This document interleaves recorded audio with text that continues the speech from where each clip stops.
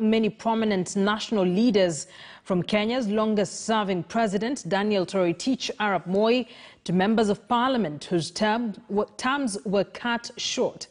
KTN's Emmanuel sampled a list of some notable leaders who the deadly arm of death snatched in 2020. Daniel Toroitich Arap Moi naapa kwamba nitakuwa mwaminifu kwa Jamhuri ya Kenya.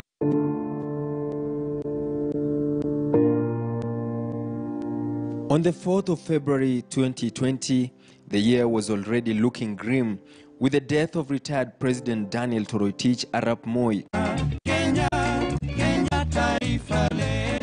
Kenya's second president, who served for 24 years, died peacefully while receiving treatment at the Nairobi hospital. He died aged 95. I'd like to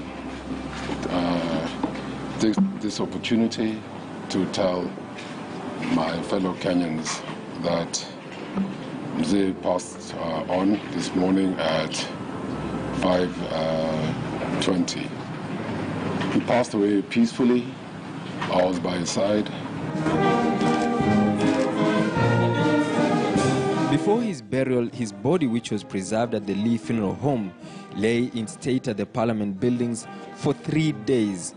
Thousands of Kenyans flocked to view the body of the man who ruled with astuteness, leaving a mark in every part of the country.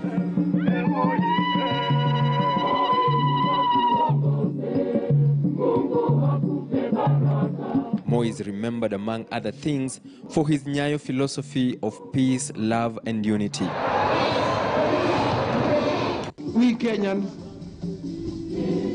believe in three things: peace, love, and unity.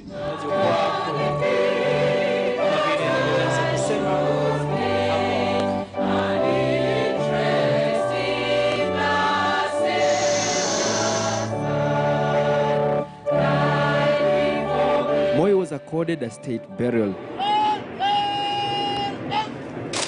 complete with a 19-gun salute for his 24 years tenure that ensured Kenya remained united and peaceful.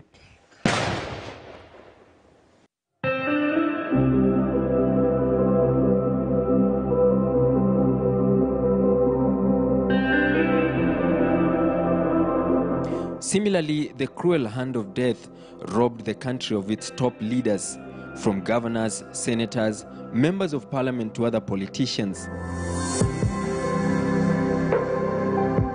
In December alone, at least 4 leaders have died.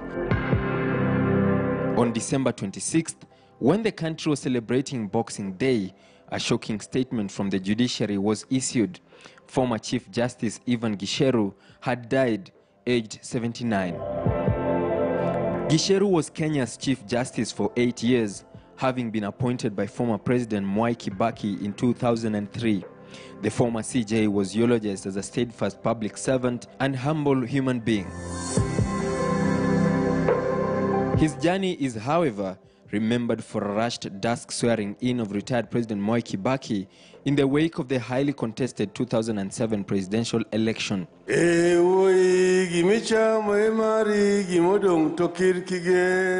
Barely a week earlier, on the 18th of December 2020, Nyamira Governor John Obiero Nyagarama was also pronounced dead at Nairobi Hospital.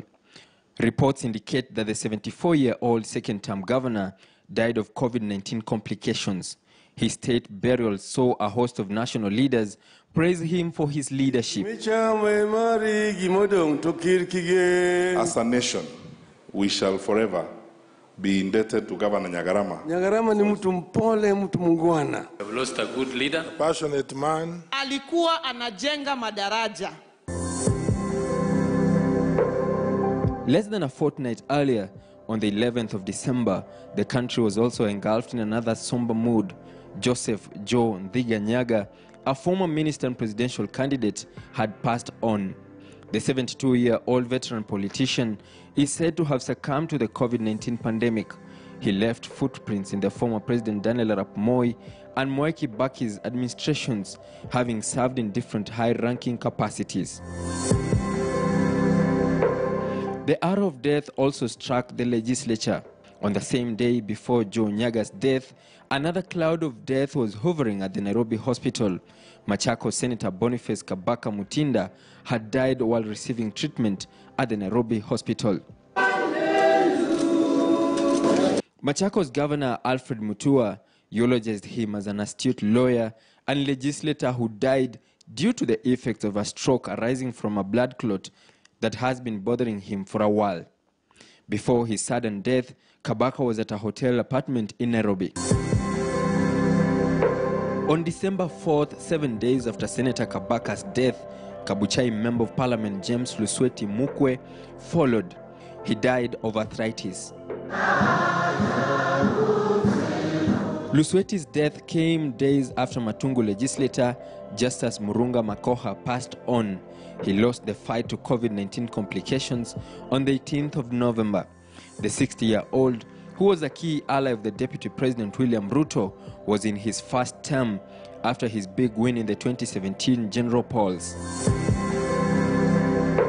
2020 also saw the death of Msambweni legislator Suleiman Dori. Dori, who was 42 when he met his demise, is said to have been felled by the COVID-19 whirlwind while seeking treatment at Aga Khan Hospital in Mombasa. On October 24th, news of the death of the former chair of the defunct committee of experts that authored the Constitution in 2010 hit the headlines. Nzamba Kitonga, an accomplished lawyer, died of cardiac arrest on Saturday evening, aged 64. Finally, former Changamwe MP Ramadan Saif Kajembe passed on at Pandya Hospital. The unfortunate incident coming barely 2 weeks after his wife died of COVID-19 complications. President Uhuru Kenyatta eulogized the former assistant minister as a forthright politician, wise elder, and accomplished trade unionist who served the country in different roles over the years with distinction. Emmanuel, KT News, Nairobi. Now, 2020 will also go down in history as the most testing for